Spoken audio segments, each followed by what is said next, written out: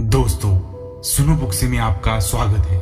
आज की कहानी है दर्द से जन्मी नई उड़ान बुक पर। यह वीडियो उन लोगों के लिए है अपनी कंफर्ट जोन से बाहर निकलने की कोशिश नहीं करते। तो आज की वीडियो सिर्फ आपके लिए है। तो चलिए शुरू करते हैं। चैनल को सब्सक्राइब नहीं किया है तो कर दीजिए। हिमालय की ऊंचाई पर बर्फ से ढके पहाड़ों के बीच नीले आसमान को चीरते हुए एक गरुड़ उड़ रहा था। उसकी उड़ान कभी बादलों से भी ऊपर जाती तो कभी नदियों के ऊपर मंडराती। वो पक्षियों का राजा था, लेकिन वक्त ने उसे भी नहीं छोड़ा। उसकी उम्र बढ़ रही थी, पंख भारी हो चुके थे, चोंच कमजोर हो चुकी थी, नाखून शिकार पकड़ने लायक नहीं रहे थे। अब सवाल ये था, क्या उसकी कहानी यही खत्म हो जाएगी या फिर वो अपनी किस्मत खुद लिखेगा? गरुड़ जानता था उसके सामने दो ही रास्ते थे, या तो धीरे धीरे मौत का इंतजार करे या फिर दर्दनाक बदलाव की राह चुने। गरुड़ ने दूसरा रास्ता चुना और यही फैसला उसकी कहानी को अमर बना गया। वो एक ऊंचे और सुने पहाड़ की चोटी पर चला गया, जहां सिर्फ ठंडी हवाएं थी और चारों तरफ पत्थरों की खामोशी। यही से शुरू हुआ उसका सबसे कठिन सफर। उसने फैसला किया, चाहे कितनी भी दर्दनाक तकलीफ हो, पर मैं खुद को बदल के रहूंगा। उसने शुरुआत अपनी चोट से की। गरुड़ ने जो तकलीफ की राह चुनी थी, उसकी शुरुआत उसने शुरू कर दी। उसको मालूम था नई चोट तभी आएगी जब कमजोर चोट निकल जाएगी। गरुड़ ने अपनी कमजोर चोट को बार बार पत्थर पर मारना शुरू किया। खून बहा, दर्द असहनीय हो रहा था उसे, लेकिन वो रुका नहीं। वो दिन भर वही करता रहा। कुछ देर रुकता और बाद में फिर से चोंच को पत्थर पर मारता। आखिरकार उसकी चोंच टूट गई। अब उसके पास खाने का साधन नहीं था। भूख से उसका शरीर कमजोर पड़ गया था। कुछ दिन बीत गए, इंतजार रंग लाया। धीरे धीरे उसकी नई और मजबूत चोंच निकल आई।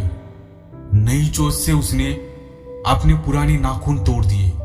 दर्द इतना था, अगर कोई और होता तो हार मान लेता, लेकिन गरुड़ हार मानने वालों में से नहीं था। वो जानता था बदलाव बिना दर्द के नहीं आता। कुछ दिनों में नाखून वापस आ गए। जब नए नाखून आए तो उसने अपने भारी और कमजोर पंख एक एक करके नोच दिए। हर पंख गिरने के साथ वो चिल्लाता, मानो कह रहा हो, मैं दर्द सह रहा हूं, लेकिन मैं हार नहीं मानूंगा। कई महीने बीत गए। जब तक उसका शरीर पूरा बदल नहीं गया, वो बिना शिकार के बैठा रहा और खुद से मन ही मन में कहता रहा, बस कुछ दिन और। फिर एक दिन उसे जब एहसास हुआ, मेरे पंख आप आ चुके हैं, मुझे अब उड़ने की कोशिश करनी चाहिए। गरुड़ थोड़ा डरा हुआ था, क्योंकि बहुत दिन हो चुके थे उसने आसमान में उड़ान नहीं भरी थी। उसने लंबी सांस ली और खुद से कहने लगा, तू इस आसमान का राजा है, कल भी था और आज भी है। तेरी उड़ान आसमान को चीर देती थी। वो भागते हुए पहाड़ की चोटी से कूदा और आसमान में अपने नए पंख फैलाए और वो चौंक जाता है। इस बार उसकी उड़ान पहले से कहीं ऊंची थी। अब वो पहले से और ताकतवर और भी स्वतंत्र महसूस कर रहा था। उसने अगले 30 साल और जिए, पूरी ताकत और आजादी के साथ। दोस्तों, गरुड़ की कहानी से हमें ये सीख मिलती है, जिंदगी में बदलाव लाने के लिए हमें कभी कभी अपनी पुरानी आदतें, डर और कमजोरियों को छोड़ना पड़ता है। बदलाव आसान नहीं होता, वो दर्दनाक होता है, लेकिन वही दर्द हमें नया जन्म देता है।